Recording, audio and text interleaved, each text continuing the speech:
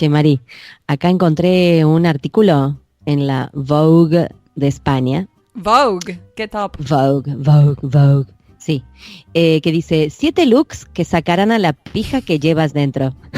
Y te lo leí en neutro, no sé por qué. Y abajo dice, no, vamos a decirlo en español. 7 looks que sacarán a la pija que llevas dentro. ¿Qué pasa? Porque más allá de las tendencias de la temporada, ser una clásica de manual nunca pasa de moda. Bueno. Estoy muriendo, o sea... Bien, ¿por qué te leo esto? Sí, señores podcast escuchas, no se espanten, no me apaguen el podcast porque dije la palabra pija. Lo que pasa es que en España significa otra cosa. O sea, acá en Argentina... En Argentina... Y esto, digo, el resto de Latinoamérica no sé, ¿eh? No sé. En Argentina es el miembro masculino. Pero que se usa para otras cosas, ¿no? Pero digo, básicamente es eso. En España, ser pija es ser cheto. Ser cheto. O sea, pijo. Estar a la sí, moda. Cheto, como estar a la moda, vestirte bien, ¿no? Es ser como top. Lo que más me da risa del titular es que dice que sacarán a la pija que lleva adentro, bueno, porque es como eso es lo gracioso, eso es lo peor de todo. Es muy visual. Y para el que reconoce el término como miembro masculino, o sea, tenerla adentro es como un montón. Y que te lo digan en una revista de moda, 7 looks para sacarte la cosa. No, chicos, paren acá todo. Paren todo. Voy a decir a favor de la publicación que dice www.vogue.es. O sea, si no te fijaste que estás en una publicación de España, bueno, jódete. No, es muy gracioso. Pero lo gracioso es que también el link dice, ponele, / moda, / tendencias, / artículos, / looks, clásicos, pijas, street style. Es demasiado gracioso. Estoy llorando. Me caen lágrimas porque es demasiado visual esto.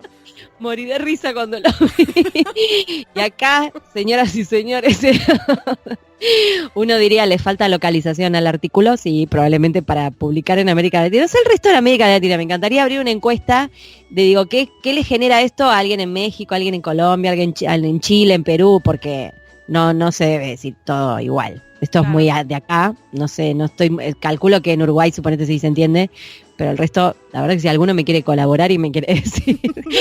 Mandar un mail y explicar. Explíquenme qué les genera leer, ¿no? Saca la pija que llevas dentro. Bien, nada, a mí me causó mucha gracia apenas lo leí. Es muy bueno. Pero hoy, el invitado de hoy vamos a charlar sobre transculturación, que un poco tiene que ver con esto, ¿no? Las distintas variedades que hay dentro de un mismo idioma o entre idiomas y cómo adaptarlas para que sea efectivo en esa idioma meta, ¿no? Claro, que de todos modos nuestro invitado habla más de la traducción literaria. Esto está más emparentado con lo que hemos visto en algún otro episodio de traducción de marketing, ¿te acordás? Claro, localización de marketing, transcreación. Claro, tal cual. Esto ya es más, sí, localización y transculturación, porque es cultural. Claro. Es totalmente cultural. ¿Cómo se le dice? Cheto, no sé, moderno, no sé, chic, bueno, qué sé yo. Sí, preppy, acá en Estados Unidos le dicen preppy también. ¿Ah, sí? Ah, no la tenía esa. Sí, es un look así como de universidad cara, preppy. Ah, de la prepa, de una prepa cara. Bueno, ¿ves? Estaría bueno, digo, cuando salga este episodio y la gente escuche todo esto, me gustaría una participación, ¿eh? A ver, señor, usted en Latinoamérica, de habla hispana, cuando lee este título, ¿qué le pasa? ¿Qué le genera? Los argentinos ya sabemos, ¿eh? No se gasten, ya sabemos. Si quieren participar, participen, pero ya sabemos todo lo que les pasa. El resto, bueno, es un misterio. Bueno, le damos la bienvenida a Juan Jesús, mejor. Dale, vamos con la entrevista.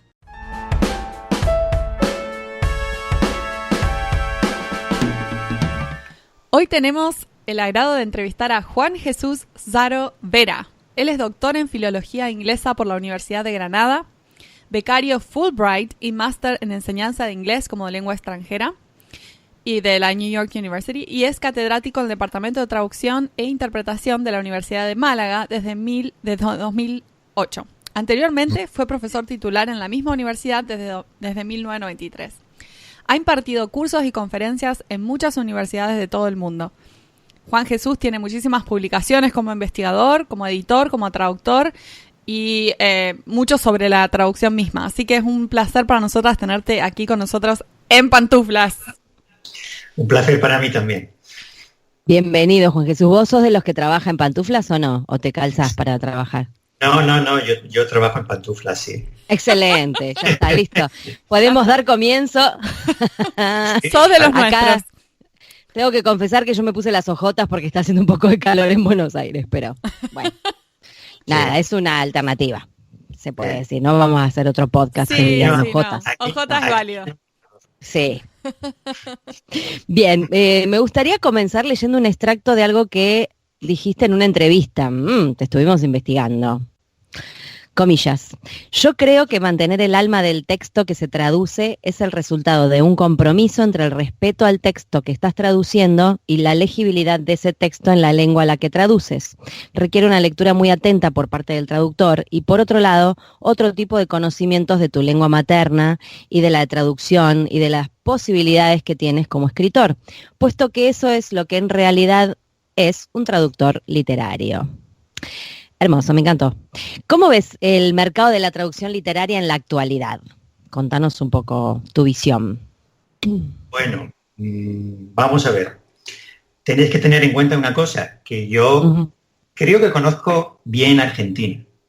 Ajá. Y el ámbito de la traducción en Argentina. Conozco también bien el de España.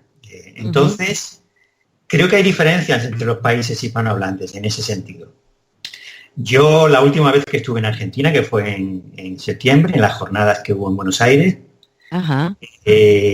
yo vi que la traducción literaria sigue siendo importante en Argentina, pero que el mercado editorial estaba hecho un pequeño desastre. Por razones de toda índole, ¿no? Políticas, económicas, etcétera, etcétera. Es decir, vi que mis compañeros traductores en Argentina estaban mucho más pesimistas que hace unos años, ¿no? Y que se quejaban de que había poco trabajo, de que no les llegaban encargos de traducción. Entonces, desde luego, puedo hablar de Argentina, ya digo, vi esa situación, y puedo hablar también de España, donde nosotros seguimos teniendo, como se sabe, un 22 o un 23% de libros traducidos del total de libros publicados, ¿no? Que es una buena cifra todavía. Es decir, que yo creo que en España se traducen muchos libros, esto incluye la traducción literaria y la traducción editorial en general, ¿no?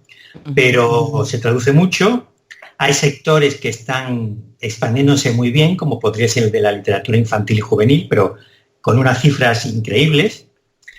Y también el mercado de los nuevos géneros, como por ejemplo puede ser la novela gráfica. Ese tipo de traducción también está en auge en España ahora mismo, ¿no? Entonces, pues depende del lugar, ¿no? También conozco un poquito la traducción en México, que para mí, vamos, no tiene la importancia económica que tiene en Argentina, ¿no? Pero también traducen y bastante, ¿no? Entonces, depende, es decir, hay mercados nacionales donde pasan cosas diferentes en cada sitio.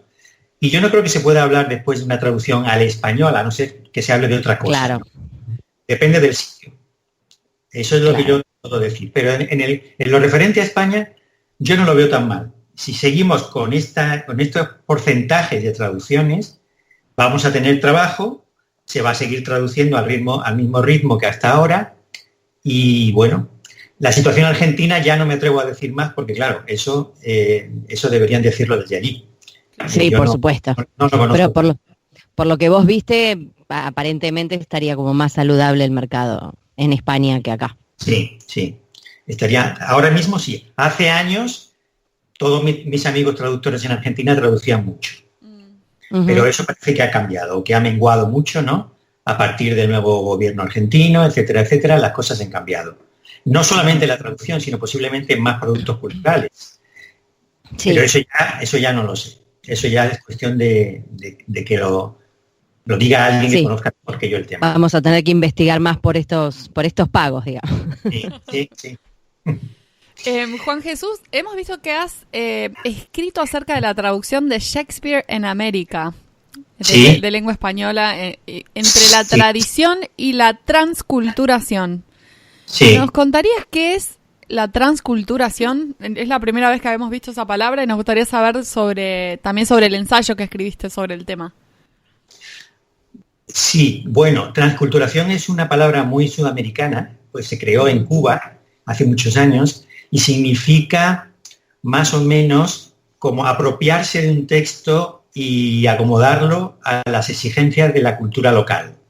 No sé si me explico. Es decir, un ejemplo de transculturación en traducción sería una traducción de Shakespeare, pongamos de cualquier obra de Shakespeare, traducida, por ejemplo, en Argentina, traducida al rioplatense. Eso sería un ejemplo de transculturación. Con el voceo, ponele. Con el voceo se ha hecho en algunas traducciones de Shakespeare desde los años 70. Hablo de teatro. Lo hizo el profesor Montesanti con Solo vos sos vos, los sonetos al rioplatense, ¿no? Y últimamente estoy viendo traducciones sobre todo de clásicos. Por ejemplo, tengo aquí en casa cosas que compré en Argentina en este último viaje. Un Ulises de Joyce y un Finnegan's Wake de Joyce, también con digamos, huellas de transculturación, ¿no? Es decir, signos de un lenguaje muy localista argentino que se incorporan a la traducción. Entonces, la traducción de Shakespeare en la América de habla española oscila entre la transculturación, quien se atreve a hacer eso, y si no es un lenguaje neutro que suena muy castellano, muy peninsular, ¿no? Incluso a lo mejor peninsular avejentado, para darle más verosimilitud al lenguaje de Shakespeare, ¿no? O asimilarlo al lenguaje español antiguo. Claro. Y eso son las dos tendencias. De momento, gana la peninsular. Es decir, que la traducción transcultural no ha ocupado tanto terreno todavía y además, por ejemplo, los sonetos de Shakespeare al rioplatense de Miguel Montesanti fueron acogidos por una gente muy bien, por otras muy mal. Sí, pero eso pasa con Shakespeare en general, me parece. Sí. ¿No? Sí. No, lo digo por el experimento del rioplatense. Eso mucha gente pasó, incluso en Argentina. Sí, pero acá en Argentina pasa, perdón, Mari, primero con el tema de ir al teatro y ver versiones de Shakespeare, que hay miles, ¿no? Porque ya a esta altura está bueno ir resignificándolo. Pero, por ejemplo, no se atreven. El otro día vi un Romeo y Julieta ambientado en una disco, todo psicodélico, luces, baile, la señora Capuleto la travesti, una cosa así como toda loca, pero seguían con el tú. Y yo digo, ¿por qué hicieron este boliche, esta noche argentina, y me dejan el tú, que me saca completamente del lugar? Como que nadie... Siempre se atreven a una cosa, pero no se atreven a la otra, digamos, ¿no? Y mucha gente le da como ese rechazo, no sé. Pero fijaros, como no querer entrar en el voz.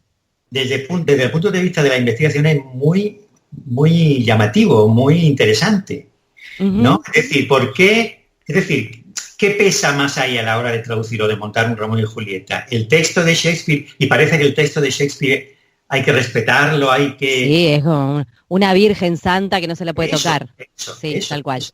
Y ahí hay muchas razones culturales, ¿no? De fondo, ¿no? Sí. Yo hice totalmente. una versión de Romeo y Julieta de hip hop, créeme esto. Hip hop, pero el texto lo mantuvimos igual, con el texto en inglés antiguo, pero sí, en inglés era la obra, pero cantábamos hip hop, cualquier cosa.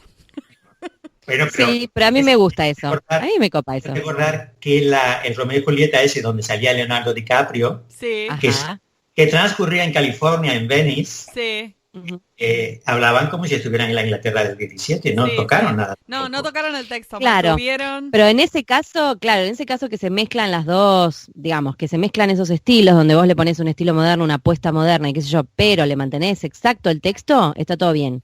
Pero esta gente alteró el texto porque no lo estaba diciendo exacto y me dejó el tú. No sé, yo salí como, no. Sí. Háblame de vos, o sea, jugátela. Jugátela, si te la jugás, jugátela con todo, con el texto. Jugátela entera, andale a fondo. Me parece muy bien. Yo habría dejado. Se podría decir entonces que la transculturación vendría a ser una especie de sinónimo a la localización, ¿no es cierto? ¿Lo comprendí bien? Sí, sin duda. Bien. Bien. ¿Y nos contás un poco más sobre el ensayo que escribiste sobre Shakespeare en América, de lengua española? Bueno, se trataba de ver precisamente eso, qué países transculturaban a Shakespeare y qué países no lo transculturaban. Entonces me encontré con, primero en Argentina se había hecho, de una manera tanto tímida, experimental, ¿no? Pero se había hecho. Y me encontré con cosas interesantísimas. Por ejemplo, en Chile también se ha hecho hasta cierto punto, ¿no? Hay un Rey Lear de Nicanor Parra, traducido por él, donde se transcultura, bueno, eso hace todas las cosas en el mismo texto, ¿no? Transcultural o no transcultural, incluso deja párrafos en inglés. Esa es una traducción muy interesante, la de Parra, muy atrevida, ¿no? Sí. Y me encontré después con el otro país que también traduce mucho a Shakespeare, que es México. Y en México hay ya incluso llamadas desde las universidades, los profesores de literatura inglesa diciendo que a Shakespeare hay que traducirlo al español americano. Claro, el español americano de México no es el rioplatense, ahí hay tú, pero sin embargo tienen otros matices, ¿no?, que se pueden incorporar al texto y que también se resisten a dejar de incorporar. Por ejemplo, el vosotros, ¿no?, que sí sería un elemento común a todo el español americano y que solamente decimos en España. Bueno, pues ahí se había llamados para que eso se cambiara. Pero está más o menos en la misma situación de Argentina. Había tendencia a dejarlo como estaba o incluso a acentuar el carácter peninsular del lenguaje, o todo lo contrario, insistir en un español americano, más mexicano, más cercano al público. Eso también en México, sí. O sea, en palabras de Shakespeare, transcultural o no transcultural, esa es la cuestión, ¿no? Exactamente. Sí, y es una cuestión, claro, pero eso sí, eso es muy importante, porque eso, si yo fuera argentino y me encargara de traducir a Shakespeare, tendría que plantearme eso, ¿no? Totalmente, totalmente. Yo voy a decir que no tengo tiempo, si no ya hubiese agarrado alguna solamente para probar, porque en general me pasa esto, ¿no? Pero pasa que lo veo más en teatro. En teatro la gente se atreve un poco más a perderle el respeto, pero también pasa esto que te decía, que se conserva el tú. Y yo digo, ¿por qué no te animas a seguir, a hacerlo bien guarro, bien de acá, ¿no? Como claro. Porque la realidad, y sí, como habla la porque gente, Shakespeare era... Claro. Pero además Shakespeare era popular, entonces realmente nosotros lo tenemos allá como que, ¿no? Shakespeare. Pero el tipo era de la mugre, del barro. Claro, o sea, tenía gente que iba a ver que debería. Muy cerca, ¿no?, del escenario, ¿no? Sí. Y tenía que entender lo que decían, si no habrían ido a ver esas obras. Claro, y no sé hasta dónde es leyenda, ¿verdad? Esto de que iba escribiendo en el momento, según la reacción del público. Al final Shakespeare era un instagramer, date cuenta. Sí. Era un youtuber. Tenía mucho de eso. Tenía las redes sociales antes que todos nosotros. Era un re-influencer. Era un influencer. Sí. Bueno, uno de los más influencers de su época, ¿no? De una, definitivamente. No, sí, mira. Pero eso insisto en que hay desde la posición del investigador en traducción es muy interesante lo que está pasando en América con Shakespeare y con otros, ¿eh? Sí, lo que contaste del Ulises yo no sabía, me enteré acá en este momento, me parece genial. El dato del traductor, porque mi marido es fan número 1 de Joyce y también es fan número 1 de Argentina, así creo que esos dos mundos, si colisionan, nada, sería como...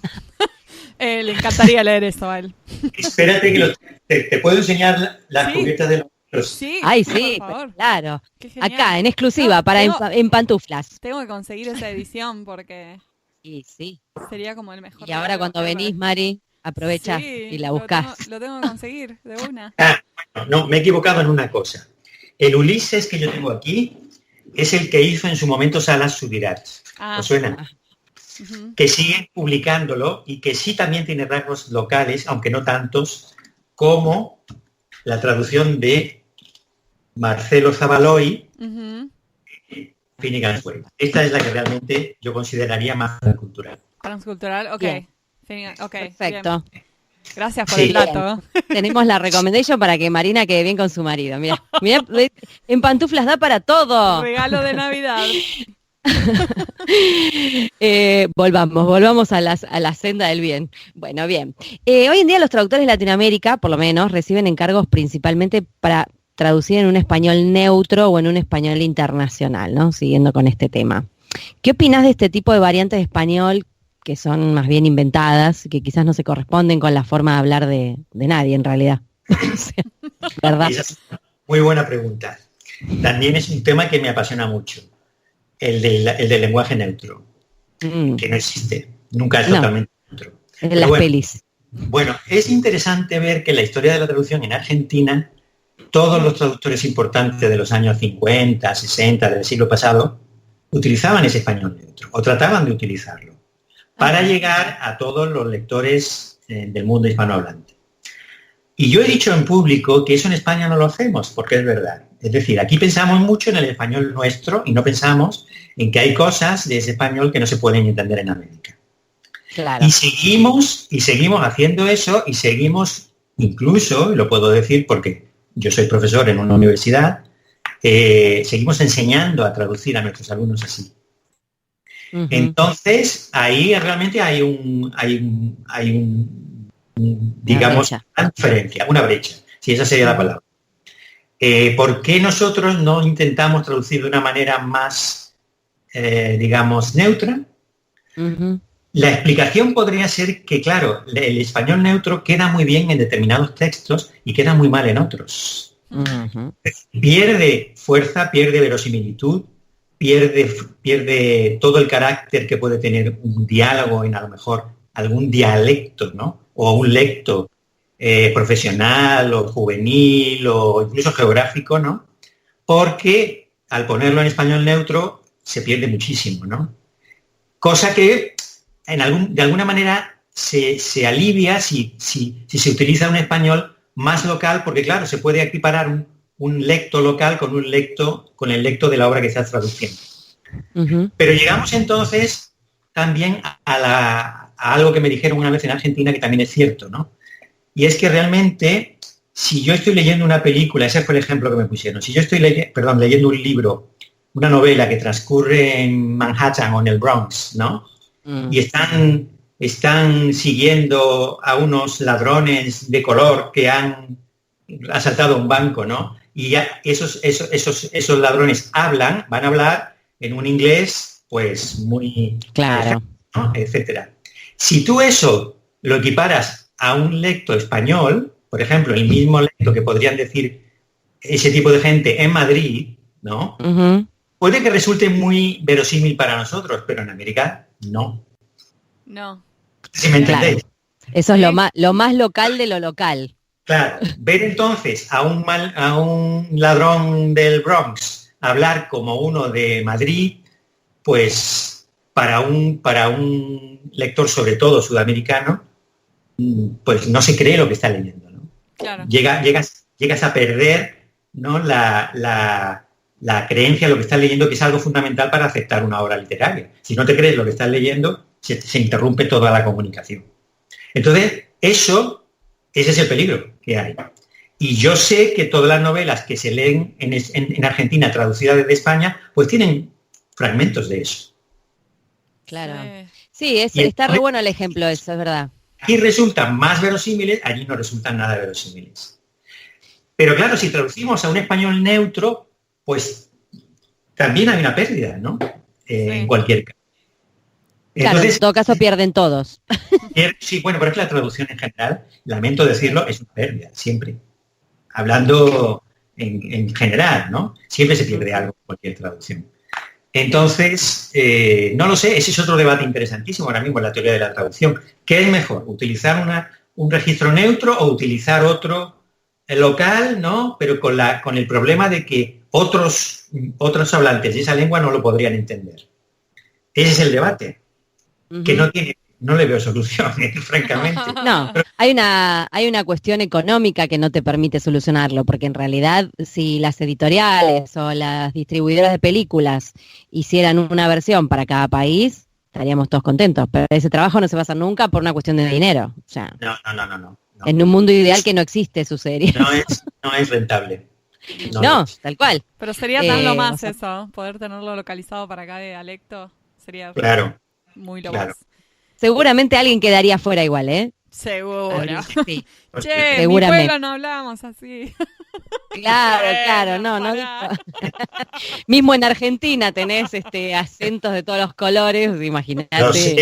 Lo sé. Y yo, Sí, como siempre voy a Buenos Aires, me creo que el único dialecto argentino es el de Buenos Aires. Mentira, eso no es así. No. No, es mentira. Y a todo esto los porteños se creen que no tienen acento, pero tenemos acento.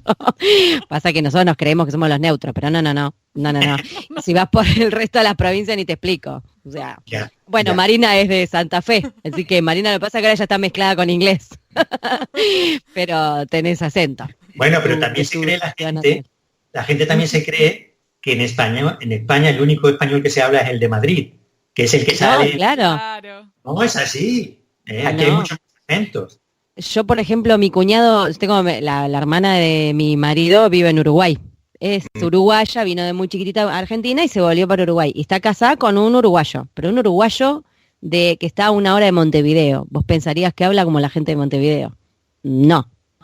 Es uruguayo de mate bajo el brazo y no le entiendo lo que me dice. Y de acá al lado. Entonces, ¿qué haces, Sebastián? ¿Estás hablando de otro? Y yo me quedo como, ¿qué? Y el único que le entiende es mi marido. Me dice, sí, le contesto, o sea, él le entiende, no sé qué. Habla todo atravesado, como todo junto, y es de acá nomás, de Uruguay. Ya. O sea, imagínate, si tuviéramos Sí. que cubrir a todos. Sí. Imposible. Sí. Es imposible.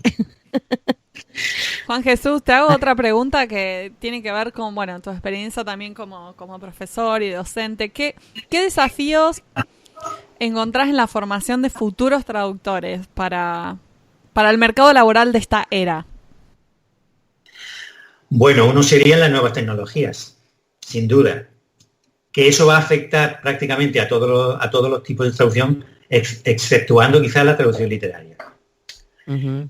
Pero a pesar de todo hay cosas que se pueden hacer ya en traducción literaria con ayuda del ordenador, ¿no? Y que a lo mejor facilitan también la tarea del traductor literario. Entonces lo de las nuevas tecnologías es un reto. El otro reto estaría en Internet y en las librerías virtuales. Es decir, el hecho de que ya, por ejemplo, en inglés, que yo sepa es en inglés, no en español, pero en inglés se puede ya traducir una obra que no tenga derechos de autor y colgarla en Amazon, por ejemplo. Claro. Eso, claro, fijaros lo que significa, que no hay edición, que no hay revisión, sino que cualquiera puede traducir a Shakespeare al español y colgarlo en Amazon. Si no se vende, no pasa nada, y si se vende, pues mejor para el traductor, ¿no? Pero eso ya es otro proceso distinto del que estamos acostumbrados a ver en la traducción literaria.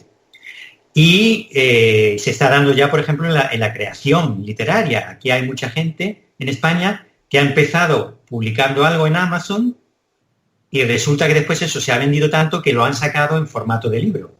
Pero Mira. fijaros que es el proceso inverso a lo que creíamos, ¿no? Pues está pasando. Entonces, ese es otro elemento que yo, francamente, no sabría muy bien predecir lo que va a pasar ahí. Hemos hablado de las nuevas tecnologías, hemos hablado de eso. Bueno, yo llevo muchos años de profesor y también veo, con todos mis respetos para mis alumnos, a los que aprecio mucho, algún empobrecimiento de los alumnos en cuanto al léxico que manejan, palabras que manejan, ¿no? Y a la capacidad de resolver problemas de traducción de tipo lingüístico, es decir, sintáctico, semántico, ese tipo de cosas, ¿no? No sé, yo creo que posiblemente ahora la gente más joven maneja menos palabras que nosotros, o no es que nosotros no seamos jóvenes, pero nosotros Somos re jóvenes. quizás otra preparación, ¿no? Y me estoy hablando de la gente que tiene ahora 18, 19, 20 años, ¿no? Que son mis alumnos del grado. Entonces les veo que muchas veces dudan en cosas que me asombra que duden, ¿no? ¿Cómo que no sabes esta palabra? ¿O cómo que no la sabes? Claro, ahí hay otro elemento que yo desde luego, vosotros sí, pero yo no lo tenía, y es que si no saben nada, cogen el teléfono y ahí miran. Exacto. Sí, creo He que dicho tiene Sí, te que iba a ver, decir a qué. que tiene que ver quizá un poco con eso, la forma en que los cerebros de hoy en día de los jóvenes están trabajando porque están tan acostumbrados a obtener todo de forma inmediata que quizás Sí. resolver algún problema medio complejo gramatical como nada, se les hace cortocircuito por eso, porque están acostumbrados a obtener la respuesta enseguida, en tiempo real. Por otro lado, fijaros que la otra cosa que estoy apreciando es que la gramática española que a mí me enseñaron de niño hace mucho tiempo está cambiando. Es decir, yo Sí. creo que aquí en América, por ejemplo, hay una tendencia a utilizar cada vez menos el subjuntivo. Ujú, Yo lo noto con mis alumnos, ¿no? No les resulta familiar eso, ni lo emplean en el lenguaje hablado. Mm, Eh, claro. y alguna otra cosa también que también me ha llamado la atención. Entonces, no sé, yo creo que estamos ahora mismo en un profundo cambio, Ujú. en una etapa de profundo cambio, ¿no? Y hasta que eso no se asiente un poco y no tengamos una perspectiva de unos cuantos años, no podemos juzgar lo que va a pasar. No lo Claro. sabemos. No, no se ve Por otro, todavía. sí, por otro lado están los traductores automáticos, ¿no? Hmm, Que eso es otra cosa que a lo mejor algún alumno mío ha querido emplear con muy malos resultados, pero quién sabe si eso se puede perfeccionar cada vez más, ¿no? claro. Entonces el traductor, que ya lo es en muchos campos de la traducción, se quedaría en un puro revisor. Sí. claro. Eso es otra. Sí, sí. Para ciertas temáticas, sí, sí. Claro, claro. Entonces hay tantos desafíos que yo me conformo ahora mismo con cuando voy a clase. Esta mañana, por ejemplo, he estado en clase, ¿no? Hemos hecho un texto antiguo porque tocaba hacerlo hoy, del inglés del siglo XVIII. Les ha llamado mucho la atención el inglés del siglo XVIII, la manera de expresarse del autor. Entonces hemos intentado hacer una traducción, pero claro, empezaban a surgir dudas. ¿Qué hacemos? ¿Una traducción accesible para todo el mundo o la envejecemos un poco porque es del siglo XVIII? Y había partidarios de una cosa y de la otra, ¿no? Claro. Usamos un léxico antiguo, ese es demasiado moderno. Todos esos debates que me surgirían a mí si yo lo tuviera que hacer yo solo también, ¿no? Tendría que tomar Sí. decisiones. Entonces la clase es eso, enseñarles a tomar decisiones, porque nunca hay una sola traducción, Claro. hay más. Tal cual. Siempre posible. Tal Sí. cual. Bueno, Esto entonces, de... Ay, perdón. Esto de que decías de que ves como menos uso de menos palabras o menos léxico, un léxico más empobrecido, el tema del subjuntivo. ¿A qué yo no sé si atribuírselo a la educación primaria, secundaria, digamos, al nivel de la educación, o simplemente a esta pérdida del hábito de la lectura, que yo veo en algunos chicos, no te digo en todos, pero yo recuerdo que leía mucho cuando era chica y muy incentivada por mi mamá, y ahora no veo lo mismo en muchos chicos, como que hay que luchar un poco para que un chico se siente a leer un libro. Que todo se lee así, cortito, chiquito, hasta hay gente trabajando ni leer a ese nivel. Y no sé si no va por ahí también, ¿no? El hecho de esta sí, falta. sí, vamos a ver. Yo creo, vamos a ver, también hay otra cosa que tenemos que tener en cuenta. Todo el mundo no puede ser traductor literario. No, tal cual. Entonces, Además, ¿quiénes van a ser los futuros traductores literarios? Los que leen. totalmente. Leen y tienen una competencia literaria que no es exactamente una competencia lingüística, es algo más. Sí. Y conocen las estrategias de narración, ¿no? La forma de presentarte una historia, porque la has leído, porque la has vivido de muchas maneras, ¿no? Esos son los que en el futuro podrán optar a ser traductores literarios. Los demás, pues no, es decir, ya está, es decir, si el traductor es el mejor lector, pues tú no puedes traducir a gente que no lee. Así de claro. Sí, totalmente. Y yo lo encuentro en mis clases y termino quedándome, sobre todo en las asignaturas opcionales, termino quedándome con gente que lee. Claro. Los otros, ellos mismos se desaniman y se van, ¿no? Y piensan que no, que mejor se dedican a otro tipo de traducción. Pero los que se quedan conmigo es porque realmente son personas que tienen un bagaje literario, han leído desde jóvenes porque en su casa leían, por lo que sea, ¿no? Uh-huh. Pero son cada vez más una minoría. Bueno, la verdad un placer, Juan Jesús, hablar con vos este rato. Espero lo hayas pasado bien, te has sentido bien tratado. Muchas gracias, Así que Juan muchísimas Jesús. gracias. Nada, a vosotras y éxito.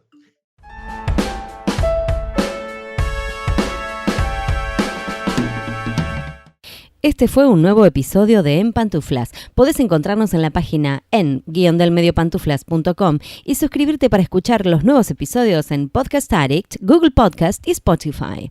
Prohibida su reproducción musical por Los Ángeles, Marina, Paula, Caballito, Argentina, las pantuflas de flamenco son mías. Y las de tigre son mías.